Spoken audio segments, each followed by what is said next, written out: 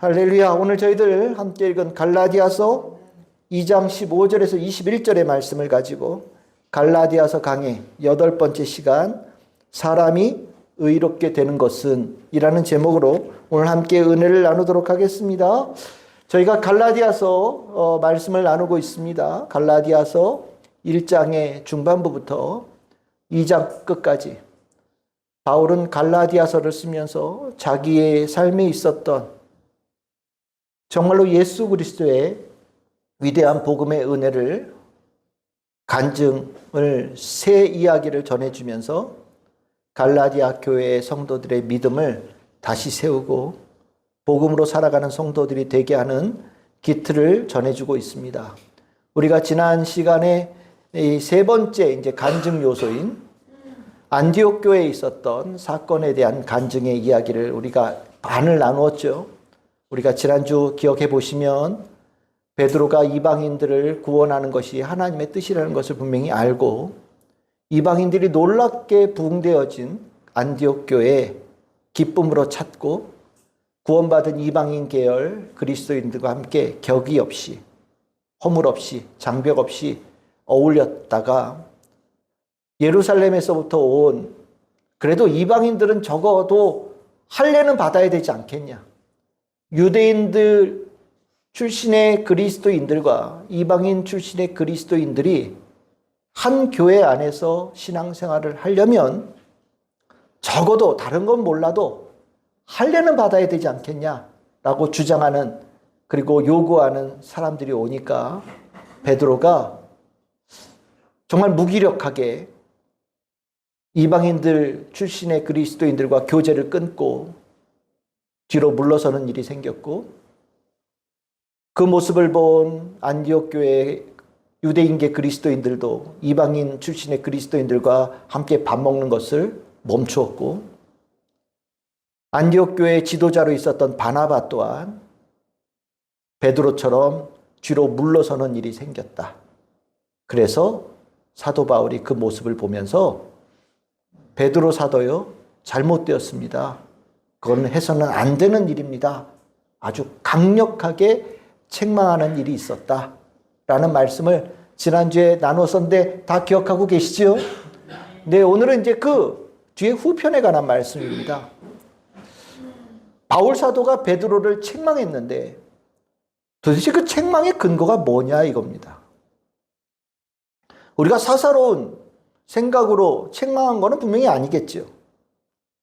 베드로는 잘못을 분명하게 한 거고 베드로가 한 행동이 잘못이라는 것은 바울의 입장에서는 예수 그리스도의 복음에 어긋난 하나님의 뜻에 어긋난 것이기에 확실하게 잘못된 행동이다라고 규정하고 있는 겁니다. 오늘 그 규정을 하면서 그 근거를 제시하는 본문이에요. 15절에서 21절. 그래서 이 본문 굉장히 중요한 본문입니다. 이 본문이 바울의 간증의 일부로서도 중요한 부분이지만 우리가 이제 오늘 설교 제목처럼 사람이 의롭게 되는 것은 우리가 흔히 이것을 의인화라고 표현하거든요. 사람이 의롭게 되어진다.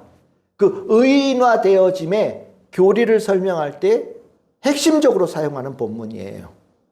그래서 오늘 이 본문을 이해하시면 바울이 왜 베드로를 책망했는지 또 베드로가 무엇을 잘못했는지 그리고 우리들의 모습 속에 혹시나 잘못되어진 요소들이 남아있는지를 돌아보는 굉장히 중요한 본문으로 이해하시면 좋겠어요. 우리가 읽어보셔서 아시겠지만 우리가 이게 성경이 읽으면 잘 이해가 안 되게끔 표현되어진 부분들이 있거든요. 특히 이제 오늘 우리가 읽은 본문들도 그냥 읽으면 도대체 이게 무슨 말씀을 하고 있는 건지 잘 이해가 되지 않아요. 그런데 오늘 저와 함께 이 바울이 베드로가 무엇이 잘못되어진지를 논증하는 이야기를 이렇게 따라오시다 보면 아 이런 거구나 라는 것을 조금 이해하실 수 있는 부분들이 분명히 계실 거라는 생각이 듭니다. 이 바울이 베드로를 책망했다라고 하는 이 부분 우리 다시 보면 갈라디아서 2장 11절 14절이지요. 베드로를 책망했다. 공개적으로 책망했다라고 분명히 바울은 이야기하고 있어요. 이 분명히 책망할 정도로 얘기했다라는 것은 바울은 베드로가 잘못됐다는 것에 확신을 가지고 있었다라는 거거든요. 그러면 그 잘못되어진 것을 얘기하기 위해서 시작한 그 베드로가 뭐가 잘못됐길래 이런 행동과 결정을 했느냐라는 것을 얘기할 때 바울은 이 단어부터 시작합니다. 16절입니다. 사람이 의롭게 되는 것은, 사람이 의롭게 된다라는 것에 대한 이해가 똑바로 들어있으면 바울은 결코 할례를 이방인들도 받아야 된다라는 그 주장에 대해서 받아들이지 않았을 것이고 그들의 요구에 따르지 않았을 것이라는 것이 베드로의 확고한 생각이에요. 그럼 의롭게 된다라는 게 무슨 뜻이냐? 여러분들 머릿속으로 한번 상상해 보세요. 하나님께서 성경 말씀에 사람은 의롭게 된다라는 이 단어가, 의롭다라는 게 여러분들 머릿속에 어떻게 떠올려지십니까? 이게 머릿속에 떠올려져야 하나님께서 원하시는다고 하는 이 말씀들을 이행할 수 있잖아요. 의롭게 된다라는 것은 재판장에 쓰는 말이에요. 판결에 관한 이야기입니다. 이게 판결에 관한 이야기인데 옳다라는 얘기도 될 수 있지만요. 이것을 조금 다르게 표현하면 당연하다라고도 이해될 수 있는 거예요. 여러분들 우리가 살면서 경찰서 가는 일이 당연한 거 아니잖아요. 그렇죠? 우리가 재판장에 서는 거 당연한 거 아니잖아요. 우리가 재판장에 서서 무죄라고 판결을 받는 것이 이상한 일이 아니잖아요. 그건 당연한 겁니다. 우리가 의롭다라고 되어진다라는 그 개념에 대해서 우리가 생각해야 될 가장 중요한 개념이 당연한 것이 되는 것을 얘기하는 거라는 거예요. 우리가 하나님께서는 우리가 의롭게 되어지는 것을 요구하신다라는 것이 성경의 가르침인데 하나님께서 우리가 의롭게 되어지기를 원한다는 그 의로움은 당연한 모습으로 돌아와야 된다는 말씀으로 이해하면 되는 거예요.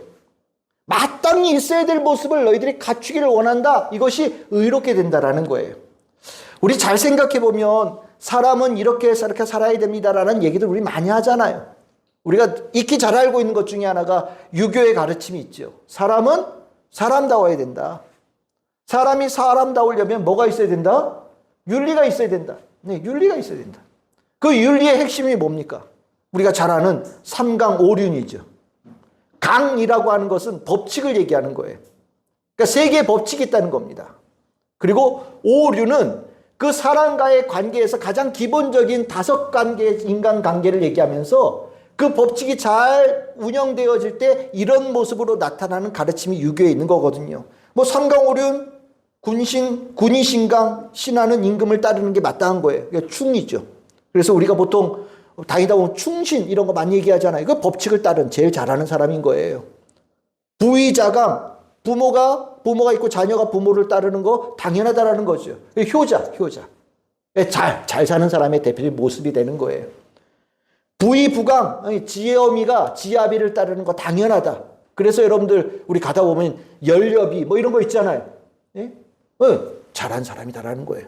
그래서 이제 충신, 효자, 효부, 그리고 열여, 이게 이제 인간다운 법칙을 잘 따른 아주 대표적인 모범 사례로 보는 거죠. 그러면서 이게 이제 5개의 윤리로 가는 거예요. 뭐, 부자 유친도 있고, 군신 유의도 있고, 부부유별, 뭐, 장유유서, 부무유신, 뭐, 신뢰관계, 친구끼리 있어야 된다. 우리 다 알고 있는 학교에서 열심히 배웠던. 이게 유교에서 가르치는 인간의 마땅한 모습이에요. 이게 되는 사람들, 이게 사람다운 사람이죠. 이거 모르면 사람 취급 안 하는 거예요. 그건 사람이 아니에요. 사람다우려면 이런 거 해야 된다. 유교에서는 그걸 가르치는 거예요. 그러면 성경에서는요. 성경에서는 삼강오륜 이런 얘기 안 합니다. 성경에서 사람이 사람다워지려면 뭐가 돼야 된다고요? 의로워져야 된다. 이게 우리가 바라보는 내 삶에 대한 그리스도인으로서의 삶의 지향이에요. 우리는 뭐 해야 된다고요? 의로워져야 된다. 이게 기본이라는 거예요. 하나님께서 우리에게 요구하시는 가장 아름다운 인생의 삶의 모습이 의로워진다라는 개념으로 우리에게 다가온다라는 겁니다. 그래서 의로워진다는 거 아까 말씀드렸듯이 의로워진다는 게 뭐냐? 뭐 특별하고 뭐 잘나고 뭐 높고 이런 게 아니에요. 있어야 될 마땅한 모습을 갖는 것이 의롭다라고 주님께서 표현하시는 거예요. 그래서 우리가 마땅한 모습이 뭐냐? 인간으로서 마땅해야 될 모습이 뭐냐? 여러분들 성경에 어디 있을까요? 성경 딱 펴시면 제일 앞장에 나와요. 창세기 1장은 하나님께서 천지를 창조하실 때 이야기가 나오면서 그 가운데 하나님께서 인간을 창조하실 때 인간의 가장 원래의 모습, 본질의 모습, 오리지널한 모습이 무엇인지를 가르쳐 주시거든요. 그게 창세기 1장 26절에서 28절이에요. 뭐가라고 나옵니까? 인간은 하나님께서 어떻게 지으셨다고요? 하나님의 모양과 형상대로. 하나님의 모양과 형상을 우리에게 덮여주셨다는 거예요. 그게 오리지널, 마땅한 의로운 모습이라는 거예요. 우리는 그 의로운 모습을 하나님께서 간직하기를 원하셔요. 회복하기를 원하신다라는 거예요. 이것을 하나님께서 회복하기를 원하신다는 것은 무엇입니까? 그 모습에서 현재 상태가 어긋나 있다라는 거죠. 하나님께서는 이렇게 만들어 놓으셨는데 우리가 이렇게 변질된 거예요. 잘못된 거예요. 왜? 뭐 때문에? 우리가 살면서 죄라는 것이 우리의 삶에 들어오면서 하나님께서는 하나님의 모양과 형상대로 우리를 지어주셨는데 우리가 그것을 잃어버리고 하나님의 모양과 형상을 잃어버린 자가 되어졌다라는 거죠. 이게 우리의 현재 상태라는 거예요. 하나님은 하나님의 모양과 형상을 잃어버린 우리가 다시 하나님께서 원래 우리를 만드셨던 그 상태로 돌아오기를 원하시는데 그 돌아오는 그 과정을 성경에서 뭐라고 표현합니까? 구원이라고 표현하는 겁니다. 이게 구원이에요. 그러니까 하나님은 의롭게 되기를 원하신다. 다르게 표현하면 하나님은 우리가 구원받기를 원하신다. 다른 말로 표현하면 하나님께서 원래 우리를 창조하셨던 모양과 형상대로 돌아오기를 원하신다라는 거예요. 하나님은 이 부분이 우리를 향하신 가장 근원적인 명령이에요. 우리는 그것에 대해서 바라보고 따라가는 사람들입니다. 그런 하나님과 우리가 모양과 형상이 잘 갖춰져 있으면 어떻게 되어지느냐? 잘 갖춰질 때 일어난 일이 뭐냐? 하나님에 대해서는 신뢰가 있죠. 하나님은 우리를 보실 때 기뻐하시고 신뢰하시고 우리도 하나님을 창조주 하나님을 볼 때 우리가 하나님을 향한 뜨거운 사랑과 열망을 갖는 일이 일어나고 우리가 지금으로 표현하면 성령의 놀라운 교통하심이 원활하게 일어나는 내가 주님 안에 있고 주님이 내 안에 있는 은혜가 우리 가운데 일어나는 거예요. 하나님께서 사랑하시는 자들에게 하나님께서 일을 주신다. 얼마나 놀라운 일을 맡기십니까? 창세기 1장 21, 28절 보십시오. 다스리게 하시는 축복을 주시고 그리고 그들에게 복을 주시고 생육하고 번성하고 충만하고 땅을 모든 것을 경작하는 일들을 하나님께서 기꺼이 맡기시는 거예요. 신뢰하니까. 그리고 그 일을 맡은 사람은 하나님께서 맡기신 그 일을 기뻐하고 감사하게 성실하게 끝까지 그 일을 수행하며 열매 맺는 일들이 일어나는 것. 이게 아름다운 의로운 자의 의로움의 모습이라는 거예요. 하나님께서는 그것을 우리에게 이루기를 원하시고 하나님께서 그것을 우리에게 가르치기를 원하시고 우리에게 그것을 이루기를 원하신다는 것이 이 지금 이야기의 가장 근원적인 핵심 명제입니다. 이것을 이제 시작되어 이제 두 번째 단계로 들어가는 거예요. 그러면 하나님께서 우리를 그렇게 되기를 원하시는데 그러면 우리가 하나님께서 원하시는 사람이 의롭게 되는 것을 어떻게 할 수 있을까? 그것을 어떻게 이룰 수 있을까에 대한 궁금이 질문이 당연히 나와야 돼요.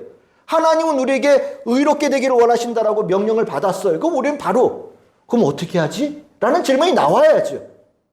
이게 당연한 겁니다. 신앙의 과정에는 하나님께 주신 말씀이 있으면 내가 거기에 대해서 하나님께 대하여 질문을 던지는 것들이 나와야 돼요. 그러면서 신앙이 커가는 거거든요. 하나님께서 나에게 의롭게 되라고 명령하셔요. 그럼 나는 하나님 그것을 어떻게 하면 될까요? 라고 물어야 되는 거예요. 이 묻는 과정에서 바울이 굉장히 중요한 명제를 얘기를 합니다. 갈라디아서 2장 16절을 보십시오. 여기에 아주 인상적으로 거듭해서 나오는 말이 어구가 있어요. 그게 뭐냐면 율법의 행위로서라는 단어예요. 율법의 행위로서라는 단어를 계속해서 반복해서 쓰고 있어요. 이 율법의 행위로서라는 단어를 계속해서 반복해서 쓰고 있는 이유는 이것에 대해서 우리의 인식이 분명히 바뀌어야 된다는 것을 말하기 위해서입니다. 하나님께서 바라시는 의로워지는 것 어떻게 하면 되느냐? 유대인들에게는 이미 알려진 가르침의 길이 있었어요. 그게 뭐냐? 율법을 지키는 거예요. 하나님의 말씀을 따르는 겁니다. 하나님의 말씀을 사랑하면서 그것을 행하는 거예요. 지금 하나님께서는 이스라엘 백성들에게 하나님께서 원하시는 의로움으로 돌아올 수 있는 선물을 가장 먼저 이스라엘 백성들에게 주셨어요. 이스라엘 백성들은 그 선물을 받아서 굉장히 자부심을 가지고 살았습니다. 물론 그 말씀의 중요함을 몰라서 정말 그 나라가 없어지고 멀리 포로로 쫓겨가기도 하고 나라가 세워지지 않고 오랜 시간 동안 고통을 당하면서 하나님께서 우리에게 주셨던 이 말씀을 우리가 너무 소홀히 여겨서 이런 일을 당하는구나 라는 뼈저린 경험 속에 더없이 하나님의 말씀을 지키는데 힘을 다했던 사람들이 유대인들입니다. 유대인들은 하나님께서 우리를 의롭게 되기를 원하신다라는 것을 알고 우리에게 그것을 갈 수 있는 방법을 율법으로 주셨으니 율법을 가지고 죽을 힘을 다하여서 지켜서 하나님께 인정받겠다라는 것을 나섰던 사람들이 유대인들이에요. 당연하죠. 아는 게 그거밖에 없으니까요. 그러다 보니까 이제 우리가 알고 있는 율법에 중요한 여러 가지가 있지만 우리가 시간, 예배, 안식일 지키는 거 굉장히 중요한 겁니다. 유대인들에게 안식일은 목숨처럼 지키는 거예요. 그리고 공간, 예배, 이 성전, 그리고 예배, 그리고 11조, 할례, 몸의 할례. 그러니까 율법을 지킨다라고 할 때 시작을 뭐부터 하냐? 태어날 때 며칠 지나서 할례를 주는 거예요. 너는 이제부터 죽을 때까지 하나님 말씀 지키고 사는 자가 돼야 돼. 라는 몸에다 표식을 주는 거예요. 지워지지 않는 표식을. 그 표식은 뭘 얘기하냐? 너는 하나님께서 사람은 의로워져야 된다라는 말씀을 주셨으니 하나님이 원하시는 의로워지는 삶을 죽을 때까지 향해서 나아가야 되는 사람이다라는 것을 몸에다 새겨주는 거죠. 유대인들은 열심을 다한 거예요. 그러다 보니까 그 자부심을 가지고 모든 사람들이 이제부터 하나님께 의롭다함을 얻으려고 한다면 뭐부터 시작해야 되느냐? 할례부터 받아. 그 몸의 그 증거가 중요한 거예요. 너의 마음에도 중요하고 행동에도 다 영향을 끼치는 할례부터 받아 라고 요구하는 거죠. 그런데 우리 이제 돌아봐야죠. 그러면 율법을 잘 지켜서 유대인들은 하나님께 의롭다고 인정을 받았느냐? 이게 문제인 거예요. 율법을 잘 지켜서 하나님께 의롭다라고 인정을 모두가 받았으면 율법 잘 지켜서 가면 되는 거예요. 근데 하나님께서 보시기에는 유대인들의 이 열심이 너무 불쌍히 보셨어요. 왜냐하면 아무래도 안 되는 게 있고요. 열심을 다한다고 해도 모자른 게 있고 뭔가 다 했다고 얘기하는데 구멍이 있는 거예요. 하나님 앞에 의로워진다는 건 온전해야 되는 거거든요. 그런데 인간의 약함이 부족하고 약하고 구멍나는 일들이 늘 일어나는 거예요. 그러니까 열심을 다해도 최선을 다해도 이거를 해결할 수 있는 길이 없다라는 것을 하나님께서 보시는 거예요. 유대인들이 열심을 다한 거 아닌 거 아니에요. 열심을 다했어요. 근데 열심을 다했는데 합격이 안 되는 거예요. 하나님은 이들이 다 의롭게 되어지기를 원해요. 하나님의 모양과 형상대로 회복되어지기를 원해요. 구원받기를 원해요. 이들도 열심을 다해요. 그런데 안 되는 거예요. 합격 점수가 안 나오는 거예요. 그러니까 하나님께서 새로운 방법을 그들에게 주시기를 결정하셨다라는 거죠. 그들이 이 원하는 모든 사람들이 하나님께 인정받을 수 있는, 의롭다고 인정받을 수 있는, 합격받을 수 있는 길을 주님께서 새롭게 주기를 원하셨다라는 거예요. 그것이 무엇입니까? 예수 그리스도를 이 땅에 보내셔서 예수님을 믿는 자들에게 하나님께서는 구원의 합격도장을 주기로 결정하셨다라는 거예요. 그러면 여기에 대해서 당연히 질문이 나와야 돼요. 그러면 율법은 뭡니까? 율법은 가짜입니까? 율법은 나쁜 겁니까? 율법은 하나님께서 거짓말을 한 겁니까? 라고 질문이 당연히 나와야 되는 거예요. 바울은 굉장히 꼼꼼한 사람이거든요. 그 질문을 이미 다 알고 있어요. 그래서 우리가 성경의 이 부분을 아주 면밀하게 봐야 되는 것이 무엇이냐? 예수님께서 하신 말씀이에요. 우리 마태복음 5장 17절 다시 한번 읽어봅시다. 시작. 내가 율법이나 선지자를 폐하러 온 줄로 생각하지 말라. 폐하러 온 것이 아니요 완전하게 하려 왔다. 아니라. 예수님께서는요, 율법이 거짓말, 율법은 가짜야, 이렇게 오신 분이 아니라는 거예요. 율법을 뭐하러 오셨다고요? 완전하게 하러 왔다라는 거예요. 이 율법을 완전하게 하러 왔다라는 것을 어떻게 이해하시면 좋겠냐면, 율법을 지키는 것에 대한 열심을, 완성을 예수님께서 성취하기 위해서 오셨다라는 거예요. 율법을 가지고 하나님께 인정받는 그 단계를 하나님께서 문을 닫기를 원하시는데, 이게 끝나야 다음 단계로 가잖아요. 여기가 모든 것이 다 임무가 완성이 안 됐는데 문을 닫을 수 없잖아요. 그러니까 하나님은 다음 단계로 넘어가기 위해서 율법으로 하나님 앞에 인정받을 수 있는 그것을 완결하기를 원하셨다라는 거예요. 그 완결자로 누굴 보내셨다? 예수님을 보내셨다라는 거예요. 예수님은 오셔서 율법에 관한 모든 것을 완전하게 성취하신 분이십니다. 율법의 행위로 하나님께 인정받을 수 있다면 예수님은 100점 만점이신 것을 보여주신 분이에요.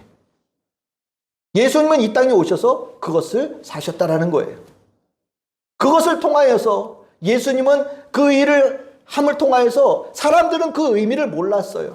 예수님께서 이 땅에 오셔서 하나님의 말씀 율법에 대해서 완전하게 100점 만점을 맞는 것의 의미가 무엇인지를 사람들은 잘 몰랐지만 예수님은 아셨다라는 거예요. 근데 나중에 봤더니 율법의 행위로 인간들이 하나님께 의롭다고 인정받는 모든 것들을 예수님께서 종결시키려고 오셨다라는 것을 예수님께서 나중에 가르쳐 주신 거죠. 우리는 모르는 사이에 율법의 행위로서 하나님께 인정받으려고 하는 시기는 옛 시대가 되어져 버린 거예요. 예수님의 오심을 통하여서, 그리고 이 땅에 오셔서 율법에 대해서 완성하신 것을 통하여서 율법의 행위로 하나님께 인정받는 시대는 이전 시대가 되어져 버리고, 예수님께서 오심을 통하여서 하나님께 인정받는 새로운 시대가 열렸다라는 것이 하나님께서 예수님 보내신 뜻 가운데 있다라는 것을 바울이 가르쳐 주는 겁니다. 그래서 여러분들 로마서 5장 1절이요. 이 말씀이 중요합니다. 우리 같이 한번 읽어보겠습니다. 시작. 그러므로 우리가 믿음으로 의롭다 하심을 받았으니 우리 주 예수 그리스도로 말미암아 하나님과 화평을 누리자. 이 화평이라는 단어를 이렇게 이해하면 좋겠습니다. 하나님께 의롭다고 인정받는 것.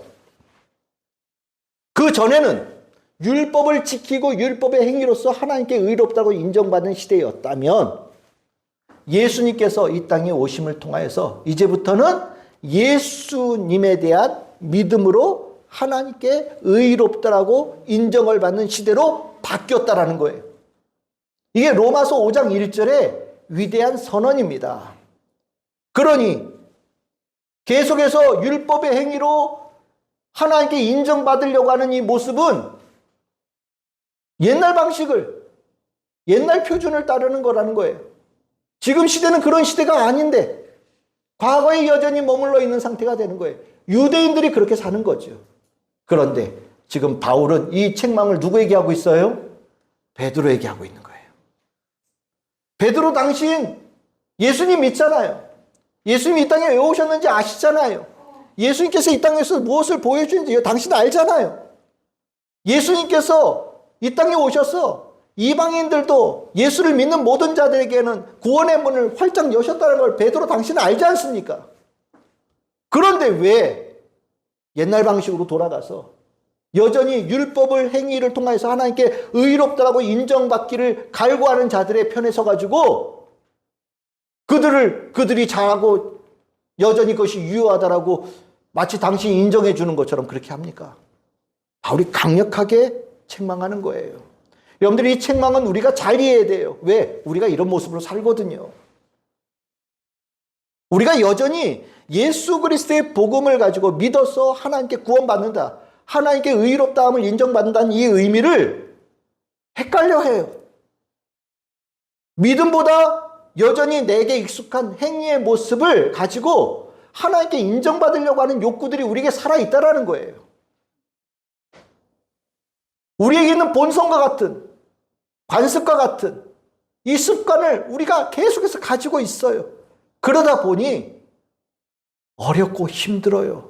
신앙생활에 대해서 계속해서 걸려 넘어지는 일들이 일어나는 거예요. 바울은 베드로가 이 과거의 옛 시대의 방식으로부터 완전히 벗어나야 된다는 것을 아주 강력하게 경고하고 있는 겁니다. 그럼 세 번째로 단계가 이제 뭔지 여러분들 느낌이 오시죠? 옛 방식이 율법의 행위로서 하나님께 의로움을 받는 것을 추구하는 시대였다면 이제 시대는 어떤 시대가 되는 겁니까? 예수 그리스도를 믿음으로 하나님께 의롭다라고 인정받는 새로운 시대가 열렸다. 이것이 사도 바울이 베드로에게 다시금 일깨우는 말씀이 되는 거예요. 갈라디아서 2장 16절 다시 보시면 여기에 바로 이 아까 율법의 행위로서라는 단어가 나올 때마다 그 뒤에 계속해서 그리스도 예수에 대한 믿음에 관한 부분을 계속해서 덧붙이는 거예요. 대조시키는 거죠. 앞에 거는 옛날 시대고 이제 새 시대가 열렸다라는 것을 바울이 강조하고 있는 거예요. 예수님께서 왜 십자가에 달려 돌아가신지 아시냐? 율법에 대하여 지키려고 아무리 애를 써도 안 되는 거, 그 모든 것들의 그 잘못되어지고 부족한 그 실패를 예수님께서 십자가에 대신 달리셔 죽으심으로 감당하신 거다. 사람들이 애써도 안 되는 그 실패를, 그 실패한 자들이 겪는 그 운명을 예수님께서 십자가에 올라가셔서 모든 사람들의 실패를 다 짊어지고 죽으신 거다라고 선언하는 거예요. 나 100% 실패죠. 여러분들 살면서 여러분들은 가만히 살면 우리 모두는 다 100% 실패예요. 우리의 능력이 그거밖에 안 돼요. 하지만 우리가 예수 믿잖아요. 예수님 믿잖아요. 예수님 믿는 것 그 하나로 우리는 100% 성공자가 되는 거예요. 100% 승리자가 되는 거예요. 우리의 힘이 아니죠. 예수님께서 100% 승리자가 되시고요. 우린 예수를 믿음으로 승리자의 영광을 공유하는 자가 되는 거예요. 그 예수를 믿는다라는 것이 그 능력이 되어지는 거죠. 바울이 그것을 가르치는 거예요. 우리가 예수를 믿는다라는 이 부분에 대해서 우리는 과거에 있어 율법의 행위로 하나님께 의롭다고 인정받는 모든 것을 버린 자가 되어지는 것이고 이제는 예수를 믿는 자의 새로운 방식으로 살아가겠다고 결단하는 자가 되어지는 것이다. 그래서 예수님께서 십자가에 못 박히실 때 우리가 그 예수 그리스도를 믿는다라는 건 무엇이냐? 갈라디아서 2장 20절 아주 유명한 구절이죠. 내가 그리스도와 함께 십자가에 못 박혔다. 이게 무슨 의미냐? 예수님께서 율법의 행위로 하나님에 대해서 의롭다고 인정받는 것을 완성하시고 이제 그 단계를 완전히 넘어서셨으니 나도 그 옛 습관을 다 버리고 예수님과 함께 새로운 방식으로 살아가는 자로 난 새 출발이다 라는 표식을 하는 거예요. 나는 그런 사람이다. 이제 내 행위로 하나님께 인정받겠다고 나서는 건 나에겐 그런 방식은 더 이상 없어. 나는 오직 예수를 믿는 그 믿음으로 하나님께 인정받겠다라고 나서는 자가 나는 내 삶의 시작이다라고 표현하고 있는 겁니다. 나는 죽었다라는 거예요. 옛 방식으로 살았던 나는 죽었다. 그리고 십자가에 통하여서 나는 새롭게 출발한다라는 결단이 우리에게 있어야 된다. 이게 우리 그리스도인들이다라고 얘기하는 겁니다. 그리스도인들 달라요. 그리스도인들은 나의 행위를 중요하게 여기지 않아요. 나의 능력도 중요하게 여기지 않아요. 나의 힘도 중요하게 여기지 않아요. 내가 가지고 있는 것도 중요하지 않아요. 나에게 중요한 것은 오직 구원자이신 예수 그리스도. 예수님께 내 믿음 두고 예수님께 내 소망 두고 예수님께 나의 힘이 있음을 고백하고요. 나는 예수님 믿으며 나아가는 거예요. 예수님 사랑하면서요. 그게 우리가 살아가는 방식이란 말이에요. 그리스도인들이 살아가는 방식이란 말이에요. 다른 거죠. 달라요. 달라야 돼요. 나는 아무것도 아니라는 것이 그리스도인들의 고백이에요. 내가 살아있으면 난 아직 십자가에 예수님께서 못 박히실 때 함께 못 박힌 자가 아닌 거예요. 바울은 이 부분에 대해서 정말 뼈저리게 경험했던 사람이거든요. 그리고 베드로에게 당신 지금 잘못하고 있습니다라고 얘기하는 거예요. 그 잘못한다라는 그 내용이 갈라디아서 2장 17절에서 19절이에요. 길게 나오죠. 뭐 얘기가 여러 가지 나오는데 이 얘기입니다. 당신 지금 이렇게 다시 옛날 그 율법의 행위로 의롭다라는 그 길을 당신 나선다면 당신 예수님 2번 죽이는 겁니다. 율법의 행위에 대해서 예수님께서 완결하시려고 이제 그 단계를 끝내시려고 실패의 그 과정을 예수님께서 다 감당하시면서 우리에게 새로운 시대를 주시려고 그 십자가에 달려서 못 박히셔 돌아가셨는데 다시 옛날 방식을 가지고 하나님께 의롭다함을 얻겠다고 나선다면 예수님의 첫 번째 십자가에 달려서 돌아가신 것을 무의미하게 만드는 것이고 예수님을 보내셔서 그 독생자를 보내셔서 하나님께서 하시고자 한 그 은혜도 저버리는 정말 하나님을 모욕되게 하는 일을 하는 겁니다. 이것이야말로 우리가 절대 해서는 안 되는 행동 아닙니까? 라고 얘기하는 거예요. 우리가 하나님의 예수 그리스도에 대한 믿음으로 사는 거 이거 굉장히 중요한 거거든요. 만약에 우리가 예수 그리스도 구원받았다라고 고백하면서도 우리가 살아가는 그 방식이 내 힘이나 내 능력이나 내 행동이나 이런 걸로 내가 살아가는 것을 여전히 앞세우고 살아간다면 예수를 믿는 게 아닙니다. 예수님의 죽음을 헛되게 하는 거예요. 바울은 예수님 엄청나게 사랑했거든요. 그 사랑하는 그 예수님께서 헛되이 돌아가시는 건 있을 수 없잖아요. 그러니까 바울이 베드로가 할례 받은 사람하고만 식사해야 돼 라고 주장하는 사람들 앞에서 아니 갑자기 혹 뒤로 물러서 가지고 맞아 이런 얘기를 하니까 만약에 그 일은 있을 수 없는 일이라고 아주 강력하게 반발하는 거죠. 이제 바울은 결론을 내려요. 그것이 갈라디아서 2장 21절이에요. 내가 하나님의 은혜를 패하지 아니하노니. 다른 말로 표현하면 당신이 만약에 지금 이 행동을 잘못됐다고 인정하지 않는다든지 지금 이 행동을 번복하지 않는다면 당신은 하나님께서 당신에게 주신 우리에게 주신 은혜를 버리는 것과 똑같습니다. 라고 얘기하는 거예요. 하나님께서 우리에게 은혜를 베풀어 주셨다. 우리가 예수 그리스도를 믿음으로 하나님께 의롭다함을 얻을 수 있는 그것은 하나님께서 우리에게 주신 놀라운 선물이다. 이거보다 더 큰 선물이 어딨냐? 율법의 행위로 하나님께 의롭다 한다는 것을 하나님께서 폐해버리시고 예수 그리스도를 믿는 것만으로도 의롭다라고 인정받을 수 있는 길을 주셨다는 것. 이거 우리에게 주신 최고의 선물 아니냐? 이게 은혜 아니냐? 우리는 이 은혜 받아들이는 거다. 받아들이고 그렇게 살면 되는 거다. 하나님께서 우리에게 은혜를 베푸시면 우린 받아들이면 되는 거예요.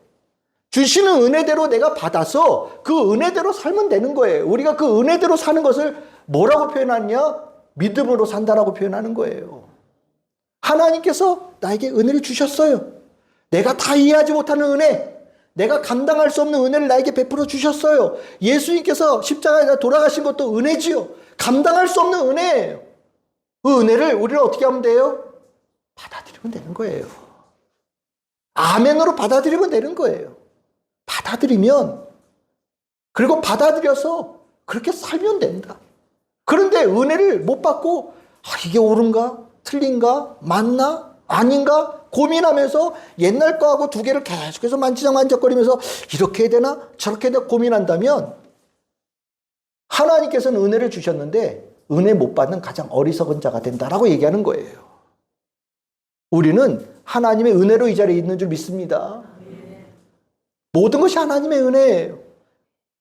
하나님의 은혜에 대해서는요, 어울리는 쌍의 단어가 뭐냐? 믿음이에요. 그럼 반면에 율법의 행위로서 한다면 그 행위에 어울리는 단어는 뭘까요? 내 공이 되는 거예요. 공로. 은혜는 받으면 되잖아요. 근데 공로는 내가 하는 거예요. 똑같이 하나님께 의롭다고 인정을 받는 것에 대한 목표는 똑같은데 가는 길은 완전히 다른 거예요. 하나님의 은혜로 하나님께 의롭다함을 인정받는 그 길을 예수 그리스도의 복음으로 믿고 나아가는 자들은요, 감사함으로 받아들이면서 순종하면 되는 거예요. 그냥 주시는 대로 받고 받은 대로 가면 되는 거예요. 그런데 그래도 내가 뭘 좀 해야 되지 않겠어? 이렇게 해야 좀 더 다른 사람보다 좀 앞서가지 않겠어? 이런 걸 해야 하나님께 좀 더 인정해 주시지 않겠어? 여전히 그 마음이 남아있다면 오히려 아이러니하게도 하나님께 인정받는 것부터 점점 멀어진다는 것이 성경의 가르침이라는 겁니다. 바울은요, 베드로가 하나님께 은혜 어마어마하게 받아놓고서 갑자기 은혜를 저버리고 인간의 힘, 능력, 공로로 하나님께 인정받겠다고 나서는 것을 이해할 수 없었고요. 잘못됐다고 아주 강력하게 책망하는 겁니다. 오늘 이 책망의 이유를 여러분들 좀 이해하시겠습니까? 하나님께서 우리를 의롭게 되라고 명령하시거든요. 그럼 우리는 어떻게 의롭게 될 수 있을 것인가? 옛 방식이 있고 새 방식이 있는 거예요. 예수님은 우리에게 새로운 방식을 주신 겁니다. 은혜의 방식을 주신 거예요. 이것은 진정한 하나님의 뜻이에요. 우리를 사랑하여 주신 거거든요. 근데 하나님께 주신 은혜를 이행하지 않고 여전히 옛 방식을 고수하고 고집하고 이것으로 하나님께 의롭다고 인정받으려고 하는 노력들은 하나님 보시기에 그래 너도 오라 라는 것이 아니라 너는 잘못하고 있는 거야. 오히려 너는 내 뜻에 불순종하고 있는 거야 라고 하나님께서 보신다는 것을 말씀하고 있는 겁니다. 중요한 거예요. 아이 어떻게 하든 서울만 가면 된다며요. 이렇게 가도 되고 저렇게 가도 되잖아요. 예수 그리스도의 복음을 들어서 믿음으로 가는 길도 있겠지만 그래도 성경에 그 두꺼운데 하나님 말씀 율법 지켜서 하나님께 의롭다함을 인정받는 길이 이렇게 주어져 있는데 이것도 의미 있는 길이 아닐까요? 라고 말씀하는 분들이 계실지 몰라요. 아니에요. 아니라는 거예요. 예수님께서 오셔서 그 앞에 있던 방식은 이미 끝났다라는 거예요. 왜? 실패라는 것을 주님께서 보셨기 때문이고요. 실패하는 것을 주님께서 불쌍히 여기셨기 때문이고요. 주님께서 모든 이들이 구원받기를 원하시는 사랑의 마음으로 새 방식을 주셨기 때문에 새 방식을 따라야 된다라고 얘기하고요. 특별히 예수 그리스도를 믿음으로 구원받은 우리 그리스도인들은 이 부분에 대해서 다시 과거로 돌아가는 어리석은 일은 없어야 된다는 것을 얘기하는 거예요. 없어야 된다. 우리가 행위로 인정받는 것이 인간의 습성입니다. 우리가 가지고 있는 본성과 같아요. 교회 안에서도 저도 여러 번 이렇게 목회해 오면서 교회 안에서 문제를 일으키고 또 때에 따라서는 이탈되어지는 많은 경우들에 어려움을 겪는 많은 이들의 문제가 뭐냐? 바로 이 공로에 관한 문제예요. 행위에 관한 이 부분에서 벗어나지 못한 거예요. 은혜를 알면요. 감사밖에 없어요. 은혜를 알면 찬양밖에 없습니다. 은혜를 알면 순종밖에 없어요. 은혜에 무슨 불만이 나오고 불평이 나오고 거역이 나옵니까? 은혜는 그렇게 할 수 있는 여지를 아예 안 남겨놓으십니다. 하나님의 은혜가 완전히 덮을 때 우리는 그 안에서 오직 찬양 감사밖에 없어요. 그런데 조그만하게 이렇게 남아있는 게 있어요. 그래도 내가 공로로 내가 뭘 해서 라는 부분이 이렇게 남아있거든요. 요게 불평을 만들고 불만을 만들고 하나님의 은혜 말고 내 힘으로 뭘 이루겠다라는 욕심이 되게 하고 교만이 되게 하고 이게 나중에 커지면 하나님과 대적하는 바벨탑이 되는 거예요. 실은 사단은 여기다가 열심히 물 주어요. 그래 너 좀 대단하지 않냐? 너 좀 뭐 좀 하지 않냐? 다른 사람보다 네가 좀 더 낫지 않냐? 그러면 네가 좀 더 많은 사랑을 받아야 되고 네가 좀들보다 좀 뛰어나야 되지 않겠어? 계속해서 바람 넣어주고 기름 붓고 한단 말이죠. 그게 커지면 은혜 바깥에 사는 자가 되는 거예요. 그것이 두려움이 되는 거고요.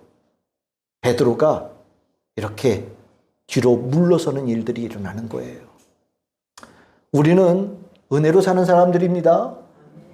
은혜로 사는 사람들이에요. 우리는 예수 그리스도께서 모든 율법을 완성하시고 우린 예수께서 우리에게 새 시대를 열어주었음을 믿고 따르는 사람들이에요. 예수 안에 모든 것이 있어요. 우리의 믿음이에요. 우리는 장차 반드시 하나님 앞에서 예수 그리스도의 믿음으로 하나님께 의롭다고 인정받는 성도들이 됨을 믿습니다. 예수에 대한 믿음이 하나님의 모양과 형상을 우리 안에 회복시켜요. 예수의 모습 안에 하나님의 모양과 형상의 온전한 모습이 있기 때문입니다. 우리 참 즐거운 게 모든 성도들. 저는 여러분들이 주님께서 의롭다고 인정받는 그런 성도들 되기를 바랍니다. 우리가 믿는 예수님 안에 하나님께서 의롭다라고 보시는 하나님의 모양과 형상의 완전함이 있으니 우리는 예수만 바라보고 나아갑시다. 내 안에는 하나님 없는, 예수님 없는 내 안에는 이미 하나님의 모양과 형상이 어그러져서 아름다운 게 없어요. 나를 보지 마시고 예수님을 보십시오. 나를 보지 마시고 성경을 보십시오. 나를도 보지 마시고 나를 위하여 못 박히신 십자가를 보시고 이 십자가를 믿고 나아가는 우리 참 즐거운 게 모든 성도들 다 되시기를 주님의 이름으로 축복합니다.